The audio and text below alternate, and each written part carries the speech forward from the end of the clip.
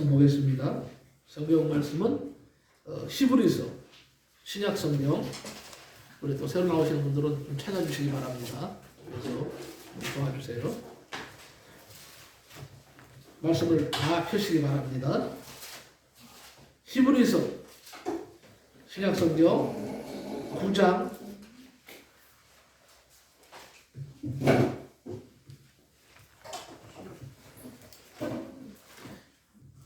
27절부터 9장 27절부터 28절입니다. 신약성경 쪽으로 363쪽입니다. 히브리서 9장 27절부터 28절입니다. 우리 같이 한 목소리로 합독을 하겠습니다. 나같이 시작. 한 번 죽는 것은 사람에게 정해진 것이요 그 후에는 심판이 있으리니 이와 같이 그리스도도 많은 사람의 죄를 담당하시려고 단번에 들으신 바 되셨고 구원에 이르게 하기 위하여 죄와 상관없이 자기를 바라는 자들에게 두 번째 나타나시리라. 아멘. 오늘 히브리서 9장 27절 말씀을 가지고 인간의 탄생과 죽음 그리고 심판이라는 제목으로 말씀을 나누며 큰 은혜를 받고자 합니다. 오늘은 좀 무거운 주제를 다루려고 합니다. 탄생, 죽음, 심판 아주 무거운 주제죠. 그렇지만 우리가 꼭 알아야 되고 그리고 준비해야 됩니다. 상당히 우리 인생에 있어서 중요한 문제이기에 오늘 말씀을 준비했습니다. 우리 자신을 깊이 성찰할 수 있는 시간 되시기를 바랍니다.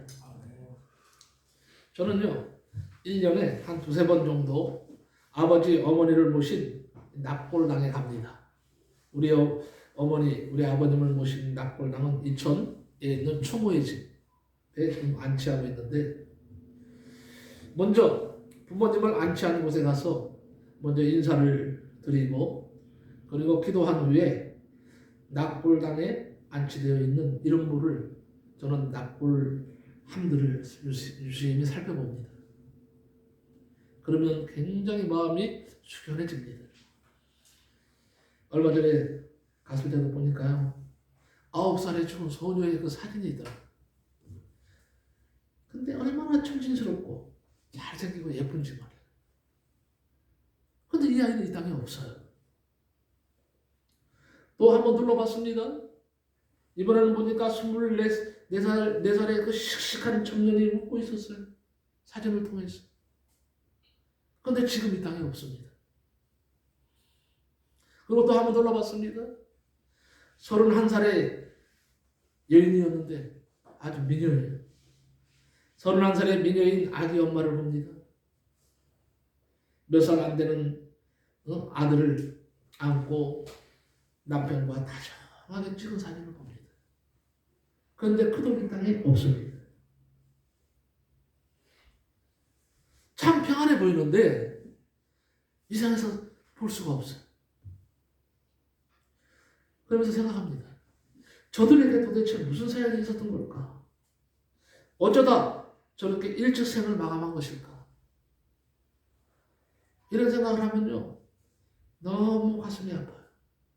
가슴이 아프고 숙연해지고 돌아오는 발걸음이 얼마나 무거운지 모릅니다. 그리고 죽음에 대해서 깊이 생각해 봅니다. 오면서 나도 앞으로 갈 준비를 해야 되겠구나. 잘해야 되겠구나.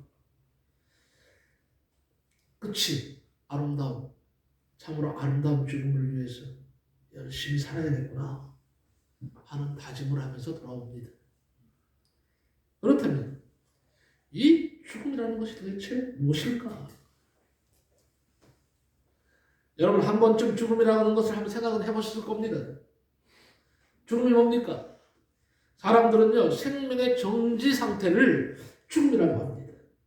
신학적으로 보면요 영혼과 육체의 분리를 죽음이라고 합니다. 육체적으로 죽음은 심장이 멈추어지고 호흡이 끊어지고 몸이 빳빳하게 굳어지는 상태를 말합니다. 그런데 이 죽음은요, 무자비합니다. 죽음은 어느 누구도 피해갈 수 없다 하는 겁니다. 나도 피할 수 없고 여러분도 피할 수 없어요. 죽음을. 이 세상에 사는 사람 어느 누구도 이 죽음 앞에서는 평등합니다. 죽음에서 예외될 인생은 아무도 없습니다. 죽음은 그런데요, 세상 사람들은 죽음은 끝이라고 합니다. 죽음은 끝이지 아니에요. 그럼 얼마나 좋겠어요. 죽음이 만약에 끝이라면 나는 예수 안 믿습니다. 죽음이 끝이라면 나는 목사가 되지 않았을 겁니다. 죽음이 끝이라면 나는 예수 안 믿어요. 그냥 세상에서 행복하게 살다가 내 하고 싶은 거 다 하고 살다가 그냥 죽죠. 끝이라면. 근데 죽음 끝이 아닌 것을 나는 알거든요. 죽음 이후에는 엄청난 세계가 또 기다리고 있다는 사실입니다. 그래서 죽음은 인생의 종착역이 아니다. 종지부를 찍는 것이 아닙니다. 전도서 12장 14절에 하나님은 모든 행위와 모든 은밀한 일을 선악간에 심판하시리라 이렇게 말씀하셨어요. 그래서 두렵지 않습니까? 심판받을 생각 한번 해보세요. 안 두려운. 사람에게는요, 저마다 잊지 못할 추억들이 있습니다. 잊지 못할 날들이 있습니다. 국가마다요, 국경일이 있어요. 우리 신앙인들에게는 예수님을 처음으로 영접하고 영적으로 거듭난 날이 잊을 수가 없는 날입니다. 그런 날들은 그만큼 중요한 의미를 지니고 있습니다. 나는 중학교 2학년 때를 잊어버리지 않아요. 왜냐하면 내가 학생회 학위 수련회를 가서 거기서 은혜 받은 날이거든요. 예수님을 만난 날이거든요. 그런데 사실 말이에요, 엄밀한 의미에서 보면 그런 날들과 비교도 될 수 없을 만큼 훨씬 더 중요한 의미를 지닌 날들이 우리에게 있더라 하는 겁니다. 이것을 소위 인간 운명의 새 때라고 하는 것입니다. 이 날들은 우리들이 신앙인이라고 할 때 더욱 뜻있고 중요한 날입니다. 그것은 바로 우리가 세상에 태어난 날, 또 세상을 마치는 날, 하직하는 날, 그리고 하나님 앞에 서는 날입니다. 사람이 때를 알고 산다는 것은 아주 현명한 일입니다. 많은 사람들이 이 때를 알지 못하고 살다가 그냥 허무하게 죽습니다. 성경은 때에 대해서 많은 교훈을 하고 있죠. 솔로몬은요, 전도서 3장 1절에 이렇게 말합니다. 천하에 범사가 기한이 있고 모든 목적이 이룰 때가 있다 그랬어요. 그렇습니다. 태어날 때가 있으면 죽을 때가 있는 건 당연한 거예요. 심을 때가 있으면 거둘 때가 있는 것은 당연한 것입니다. 울 때가 있으면 웃을 때가 있는 것은 당연한 것입니다. 사랑할 때가 있으면 미워할 때도 있는 거예요. 나는 우리 김나영 사모를 끔찍히 사랑해. 끔찍히 사랑하는 반면에 끔찍히 미워할 때도 있어요. 부인할 수가 없는 거예요. 응? 이게 삶이거든. 근데 나는 이렇게 가끔가다 텔레비에 나오시는 그 할아버지 할머니들 가운데 어떤 할아버지가 그러더라고. 나는 일평생 우리 부부는 한 번도 안 싸워봤다는 거예요. 야, 근데 그게 가능할까? 한 번도 안 싸우고. 근데 우리는 많이 싸우거든요. 사랑할 때가 있으면 미워할 때가 있는 것이 사람의 삶이에요. 살아있는 사람은 힘이 쌍목선이요. 그야말로 세상 말로 하면. 즐거울 때가 있고 슬플 때가 있고 때릴 때가 있고 말이에요. 남을 때리고 싶을 때가 있단 말이죠. 남을 품고 싶을 때가 있단 말이죠. 전쟁을 할 때가 있는가 하면 평화로울 때가 있는 것입니다. 이것이 바로 뭐냐? 때의 원리란 말이에요. 자, 그러면 세 가지 측면에서 한번 살펴봅니다. 첫째, 인생이 세상에 처음 태어난 날 생일날이 다 있습니다. 누구에게나 생일이 있어요. 여기 앉아 계시는 성도 여러분, 생일 없는 분 있습니까? 다 생일 있어. 이 날이 우리 인간 운명의 첫 번째 날입니다. 이 날은 우리들이 좀 깊이 음미를 해보면 굉장히 중요한 날이죠. 저와 여러분에게 이 날이 없어더라면 지금 저와 여러분의 존재는 어디서 무엇을 하고 있겠습니까? 우리들이 지금 이 세상에 태어나서 존재하고 있다고 하는 것은 여러분 사실은요 엄청난 축복입니다. 어쩌면 그것은 사건이고 기적이 아닐 수 없어요. 이것이 바로 생일날의 의미인 것입니다. 그래서 한 인간이 태어나면 축복을 해주고 같이 그렇게 기뻐하는 것입니다. 두 번째는 인생은 마치는 날이 있다 하는 것.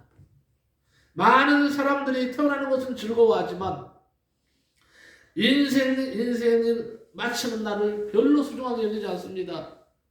준비하지 않습니다. 마냥 살 줄 알아. 천년만년 살 줄 알아. 인생은 마치는 날이 반드시 온다. 이럴 때면 죽는 날이 온다 하는 겁니다. 인생의 두 번째 때인 이 죽음의 날도 우리들이 피할 수 없는 날이에요. 사람은 누구나 이 죽음의 날이 다 배당되어 있습니다. 그래서 한 번 죽는 것은 사람에게 정하신 것이요 이렇게 말한 거예요. 한 번 죽는 것은 사람에게 정하신 거예요. 제가 어제 청년인 줄 알았는데 오늘 벌써 60대요. 언제 세월이 이렇게 갔지? 자꾸 이제는 뭐예요? 젊은 날에 그 생각했던 것이 아니라 이제 앞으로 남은 인생, 이 남은 인생을 어떻게 살 것인가 여기 초점이 자꾸 맞춰주는 거예요. 이제는 잘 살아야 되겠다. 정신없이 살아왔는데 이제는 정신을 차리고 살아야 되겠다. 이제는 또 하나님의 영광을 위해서 좀 살아야 되겠다 하는 생각을 하게 되더라 이 말입니다. 사람이 죽음을 바로 알아야 겸손해질 수 있어요. 감사할 수 있습니다. 여러분, 우리 인생의 삶이 영원한 것은 아닙니다. 야고보서 4장 14절에 이렇게 말합니다. 내일 일을 너희가 알지 못하는도다. 너희 생명이 무엇이뇨? 너희는 잠깐 보이다가 없어지는 안개니라 그랬어요. 참 잘 표현했어요. 이게 인생이요. 그래서 여러분에게 말합니다. 죽음은 절대 사실이고 만인의 공도다. 많은 사람들이 똑같이 가야 될 길이라는 거예요. 그렇습니다. 죽음은 만인이 피해가야 하는 길이다. 남자도 죽습니다. 여자도 죽습니다. 할아버지도 죽고 아버지도 죽고 손자도 죽습니다. 건강한 사람은 안 죽을 것 같아요? 건강한 사람도 죽습니다. 약한 사람도 죽습니다. 부자도 죽습니다. 가난한 사람도 죽습니다. 배고픈 사람도 죽고요. 배부른 사람도 죽고요. 배우지 못한 사람도 죽고 많이 배운 사람도 죽고 다 죽고 검은 사람도 죽고 신 사람도 죽고 다 죽고 한 번 죽는 것을 정하신 것이요. 누가 정했을까요? 하나님이 정하셨다. 하나님이 정하셨다. 내가 정한 것이 아니라 내가 죽음을 내 마음대로 할 수 있다면 얼마나 좋겠어. 근데 이 죽음이라는 것은 참 신비해서 내 마음대로 못해. 내 주위에 우리 친구 하나가요.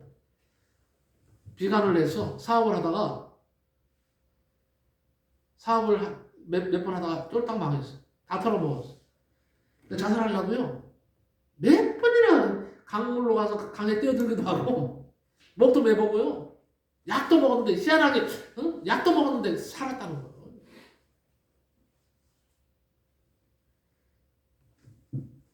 이 죽는 것도요. 내 마음대로 못하는 거예요. 사실. 피할 수가 없어. 누군들 죽음을 피할 수 있겠습니까? 죽음을 가르쳐 주거나 배운 적이 없어요. 죽음에 대해서. 그런데 그럼에도 불구하고 죽음은 어김없이 찾아오더라. 죽음은 연습한 적이 없는데도 죽게 되는 거예요. 나는 죽음에 연습이 좀 있었으면 좋겠어요. 그래야 준비할 거 아니에요. 근데 죽으면 연습이 없어요. 연습이 없어. 죽음은 항거할 수도 없습니다. 도피할 수도 없습니다. 연기도 불가능합니다. 연기하는 것도요. 내가 돈 벌어야 된다고, 결혼해야 된다고, 박사학위를 받아야 된다고, 죽을 수 없다고 대항해봐야 아무 소용이 없어요. 제가 아는 어느 목사님 한 분은요, 아들을 유학을 보냈어요. 미국에. 유학을 보냈는데 박사학위를 취득했어요. 근데 돌아오다가요, 심장마비로, 비행기 안에서 뭔 일인지 모르지만 심장마비로 죽었어요. 박사학위 타고 얼마나 꿈에 부풀어서 비행기 타고 또 부모님에게 이제 고생하는 부모님들에게 자랑하려고 꿈에 부풀어서 왔는데 36살의 젊은 나이로 가버렸어요. 그 목사님이 그 아들을 잃고요, 10년을 방황하셨어요.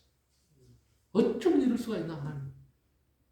그런데 다행히 잘 돌아오셔서 지금 목회를 잘 하시다가 은퇴하셨어요.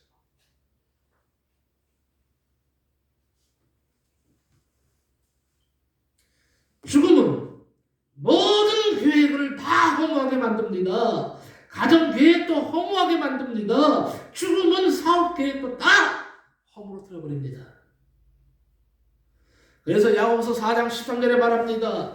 들으라, 너희 중에 말하기를 오늘이나 내일이나 우리가 아무 도시에 가서 거기서 1년을 유하며 장사하여 일을 벌이라 하는 자들아, 내일 일을 너희가 알지 못하는도다.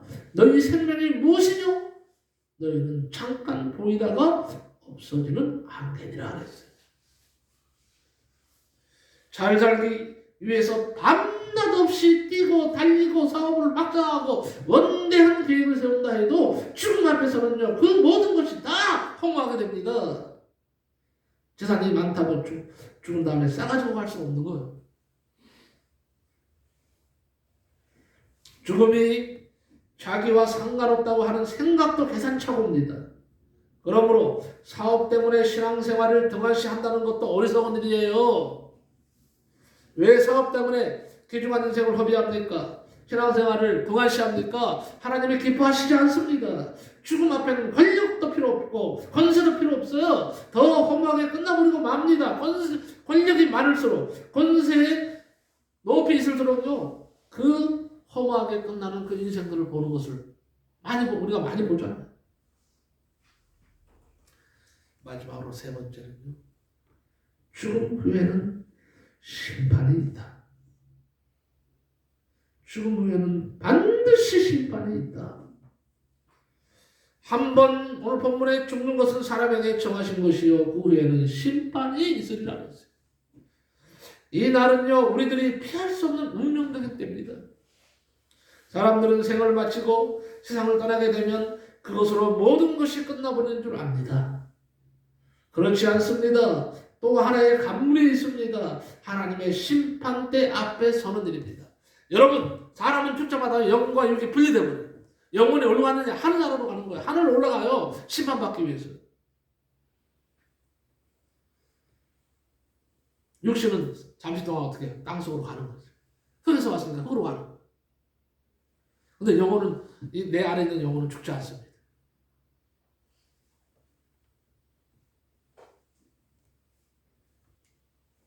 죽으면요, 육체에서 영혼이 이탈돼 나와요. 그리고 가서 심판을 받아야 돼요. 여러분, 심판은 두 가지가 있습니다. 하나는, 자 들으십시오, 예수를 믿었는가 안 믿었는가 하는 심판.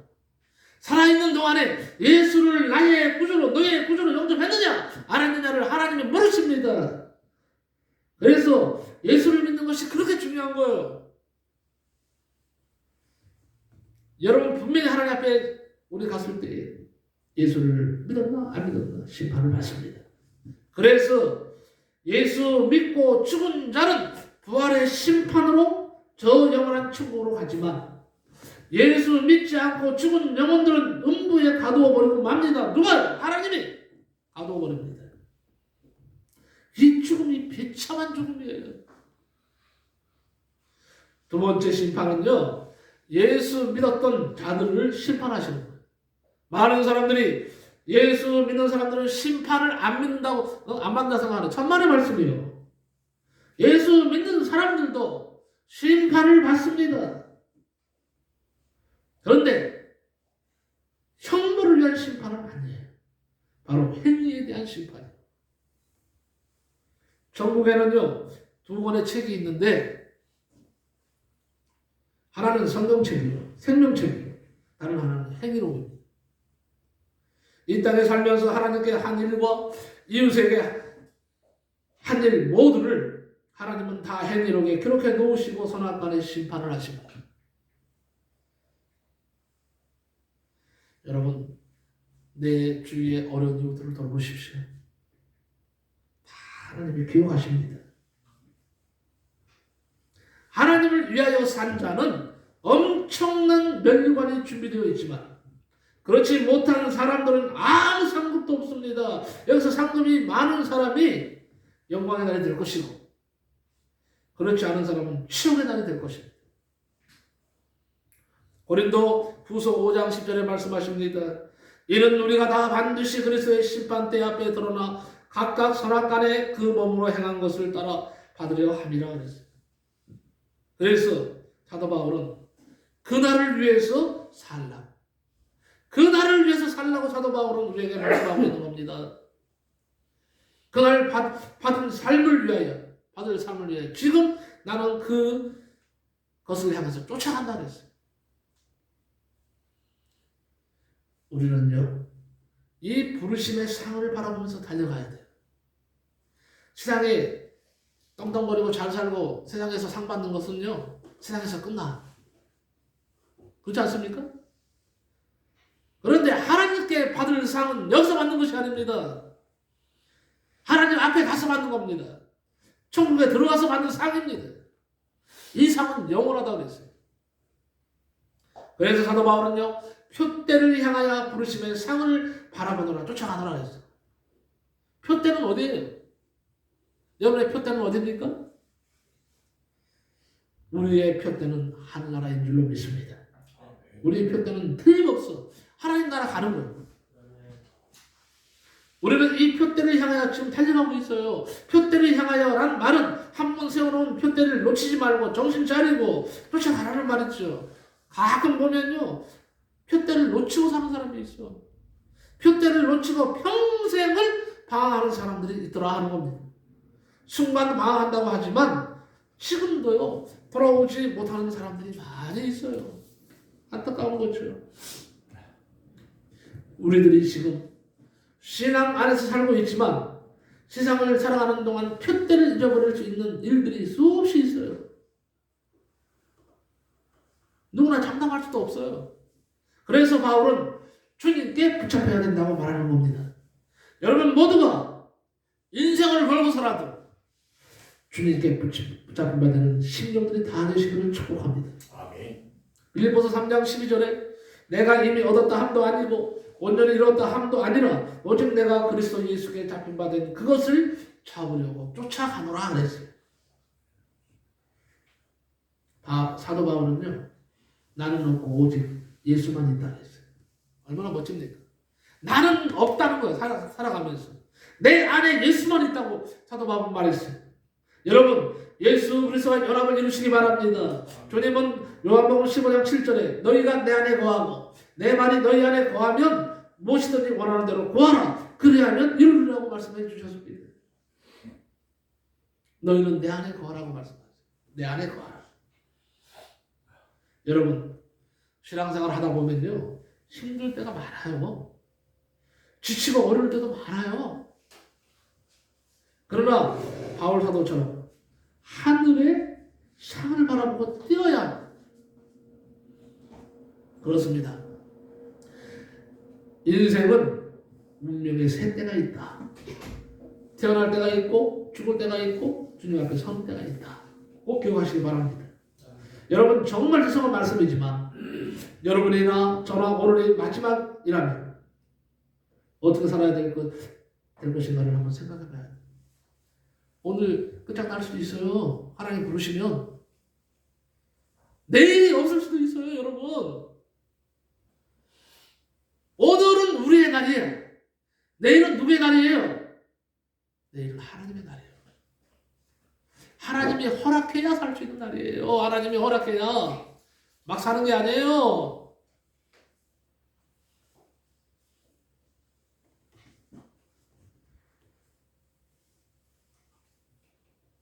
우리는 누에를 잘합니다. 누에 알죠? 누에. 누에 고치, 누에.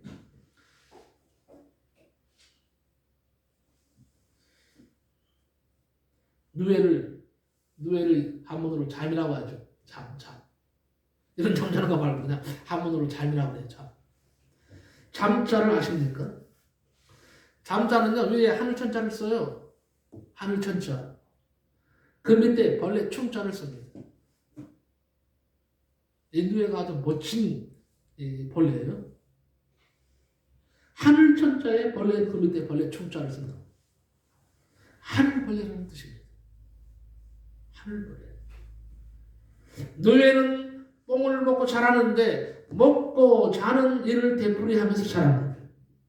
마지막 잠자는 동안 누에는 먹을 것을 다 내어가지고 누에 고치를 만듭니다. 죽을 준비를 하는 것이죠. 집을 잘 지은 누에는요, 그 집에 들어가 죽은 후에 다시 살아납니다. 그러나 집을 잘못 지은 누에는 영영 죽어버리고 맙니다. 마찬가지로 우리도 오늘이 나의 마지막이라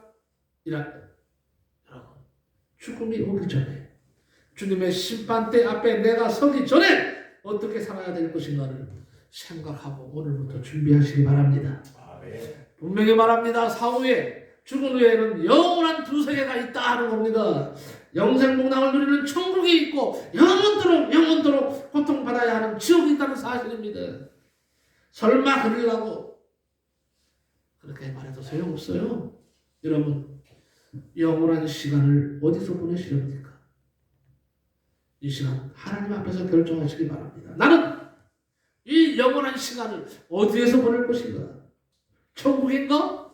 불타는 지옥인가?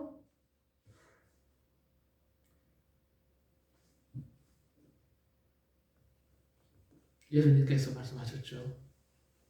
내가 다시 와서 너희를 나 있는 곳으로 영접하여 나 있는 곳에 너희도 함께 있으리라 그랬어요. 데리고 가시라고 그랬어요. 자, 그러면 마지막으로 이제 어떤 사람이 가장 현명한 사람일까? 어떤 사람이 지혜로운 사람일까? 따라갑시다. 심판을 준비하며 사는 사람이다. 그렇습니다. 가장 현명한 사람이고 가장 지혜로운 사람이에요. 심판을 준비하며 사는 사람이 되세요. 심판을 준비하며 사는 사람이에요. 왜? 심판이 지금 다가오고 있기 때문에 그래요. 이병철 삼성그룹 회장이요. 죽을 때 의사한테 그랬다 그랬죠. 나를 1년만 살려달라. 나를 1년만 살게 해주면 내가 가진 재산 절반을 준다 그랬대, 의사한테. 돈이 얼마나 많은 사람이에요. 그런데 그 말하고요. 그렇게 말했지만 그 말하고 나서 3개월은 또 안 돼 다 죽었어요. 이게 사람입니다.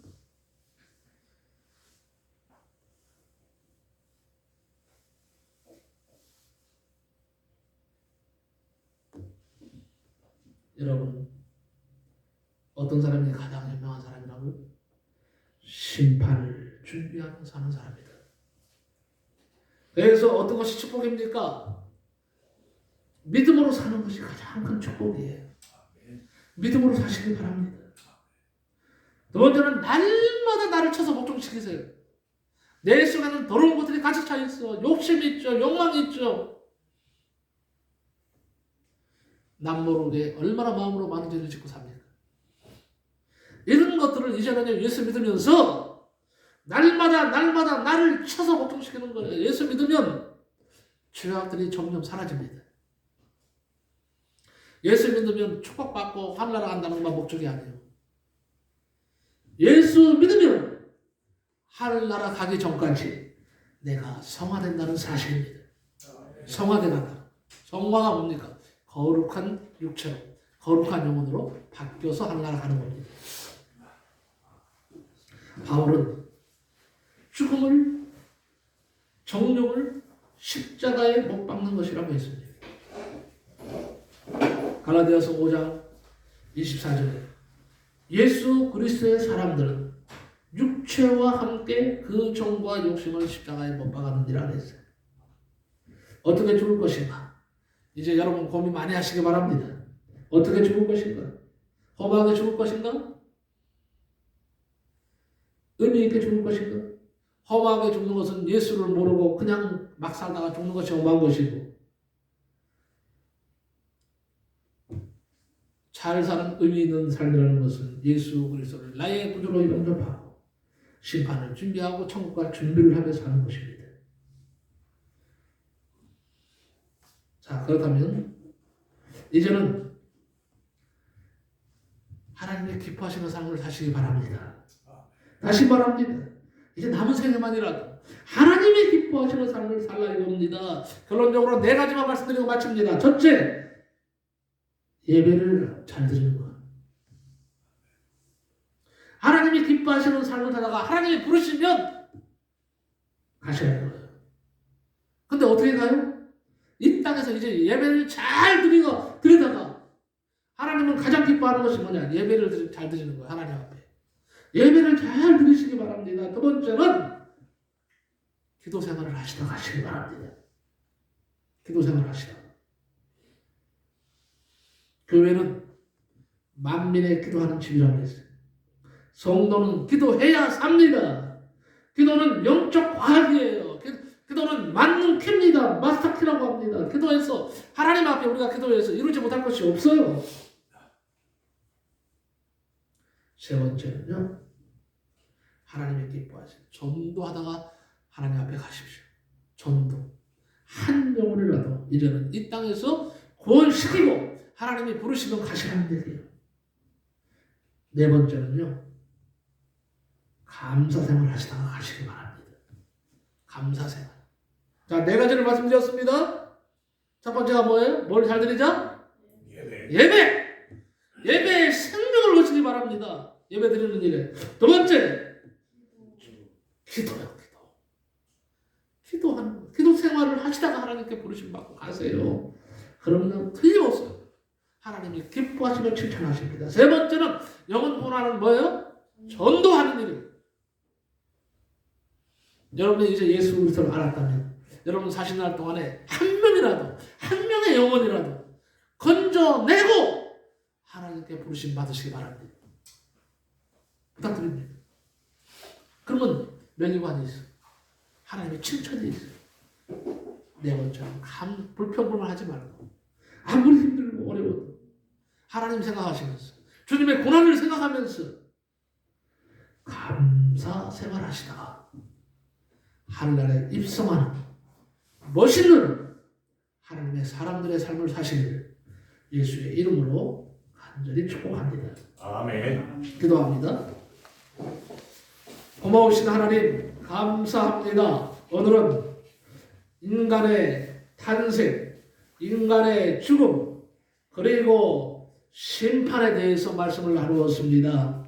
아버지, 태어나는 것도 중요하고 죽는 것도 중요한데 더 중요한 것은 이 땅에서 이제 하나님의 심판을 준비하면서 사는 것입니다.